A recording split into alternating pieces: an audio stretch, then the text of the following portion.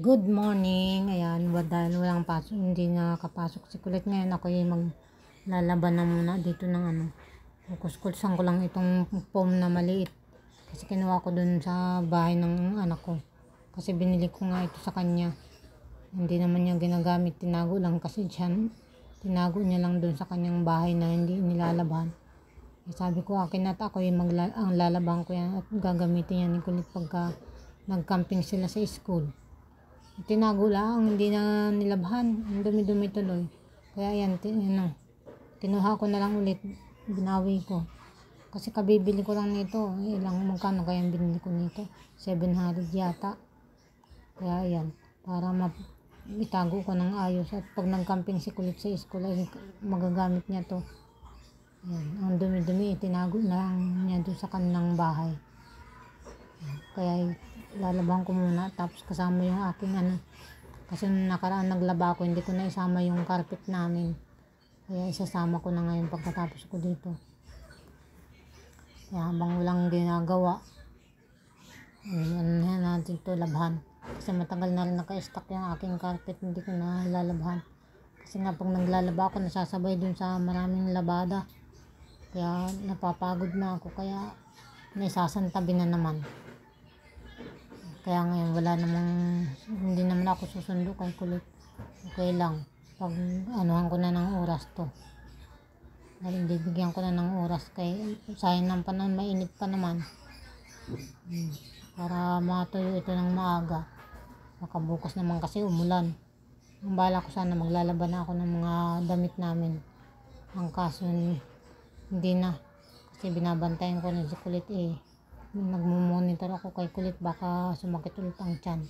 Okay na ito, isa na lang itong labahan, dalawa lang itong labahin ko in case na sumakit ulit ang tiyan ni Kulit.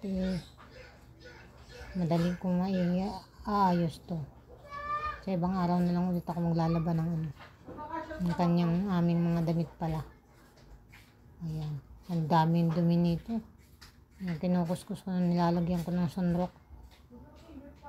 Ayan. Sana nga matuyo ito maghapon para maitago ko na.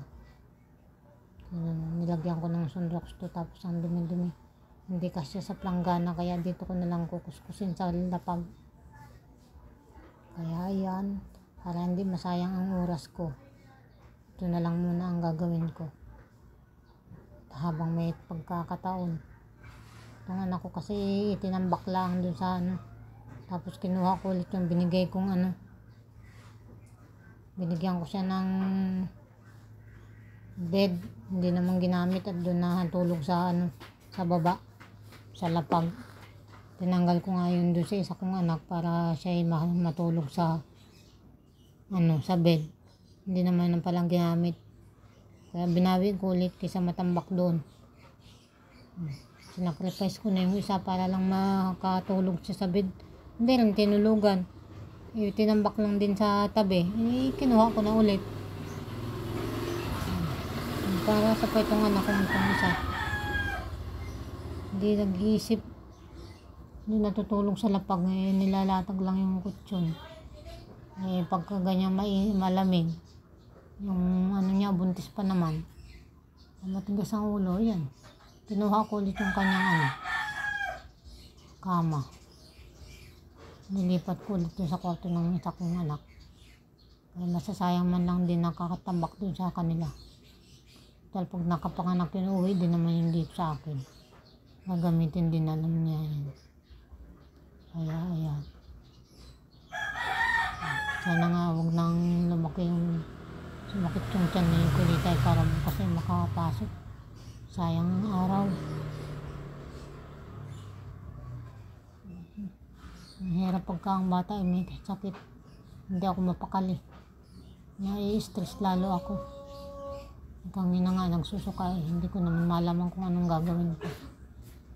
Natataranta din ako. Kaya ganyan Kulit pagka may sakit natataranta ako. Mahirap kasi pag nagkasakit si Kulitay. Ibang klase magkasakit yan. Nag-worry ako, suka ng suka. Buti ka i-start lang ng pasok. Sana naman di naman masyado mapuruhan sa pagkakasakit kay nakaka-apekto yan sa pag-aaral.